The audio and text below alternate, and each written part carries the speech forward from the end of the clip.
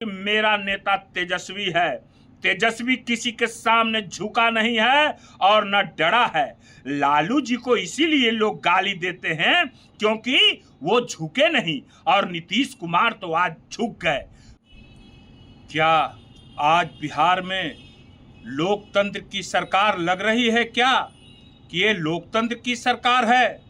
नहीं, ये लोकतंत्र की सरकार नहीं है।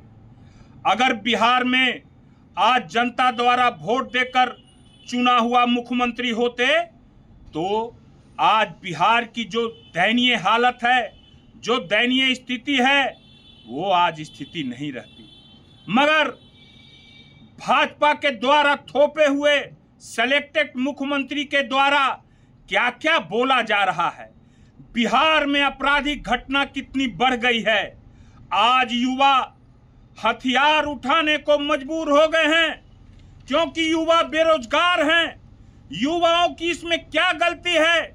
आज जो आरा की तरफ जो मर्डर हुआ, जो प्रशासन के द्वारा हत्या की गई, मैं उसको हत्या कहूंगा, इनकाउंटर नहीं कहूंगा।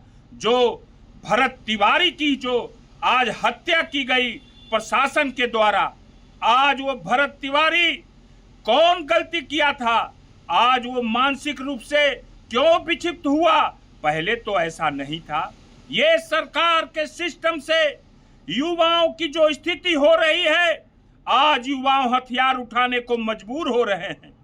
जो बिहार को ऐसा एक अपराधी मुख्यमंत्री थोपा गया हो, वो कैसे कैसे बयान दे रहा है।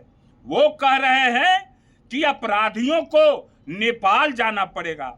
मैं जदयू के उन नेताओं से पूछना चाहता हूं कि क्या 21 साल नीतीश कुमार ने जो बिहार को चलाया, बिहार में जो सरकार चलाया, क्या उनके शासन में अपराध बढ़ गया था ना?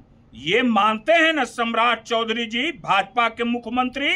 क्योंकि आप बार बार हर भाषण में एक ही बात बोलते हैं कि बिहार से अपराधियों को भागना पड़ेगा। तो मैं पूछना चाह रहा हूं जदयू के नेताओं से, जो ज्यादा आकर हमारे लालू जी और तेजस्वी जी को गाली देने का काम करते हैं, मैं उन पत्रकारों से पूछना चाहता हूं कि जो अपने स्टूडियो में बैठा करके लालू जी और तेजस्वी जी को गाली दिलवाने का काम करते हैं, मैं उन पत्रकारों को सैल्यूट देता हूं जो आज ये बात छापते हैं और उनके यहाँ रात में प्रशासन छापा मार करके शराब का इल्जाम लगाते हैं। मगर इससे घबराने की बात नहीं है। आज और न कल सत्य का विजय ही होगा। मैं पूछना चाहता हूं मुख्यमंत्री भाजपा के सम्राट चौधरी जी से कि क्या सम्राट चौधरी जी आज तक नीतीश कुमार के शासन में अपराध बढ़ा है ना?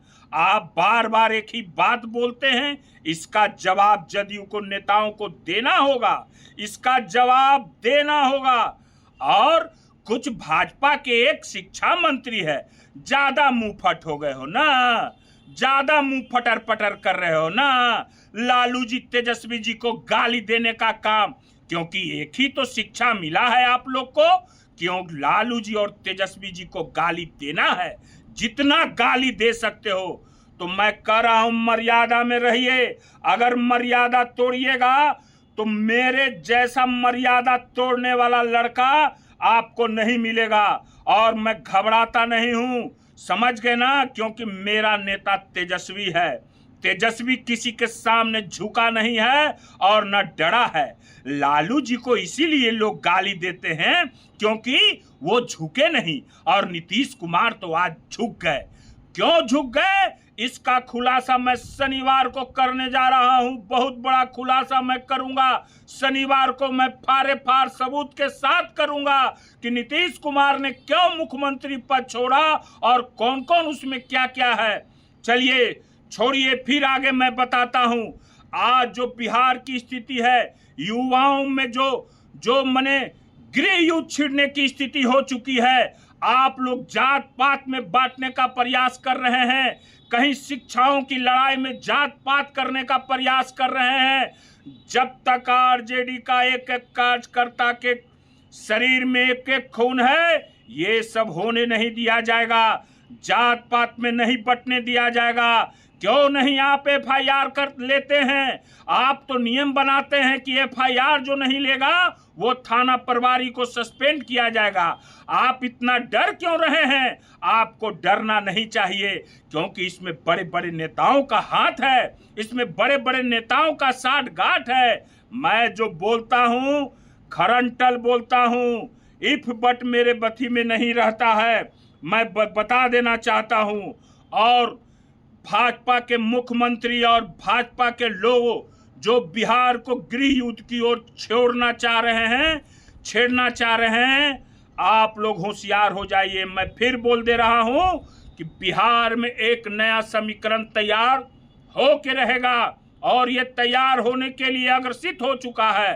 ठीक है, मैं फिर हर बार नहीं बोलूंगा, मैं फिर कहूंगा होश में आ जाइए। प्रशासन की क्या स्थिति है मैं एक भेद खोल दूंगा। मैं फिर शनिवार को आऊंगा और सारी बात बताऊंगा। ठीक है।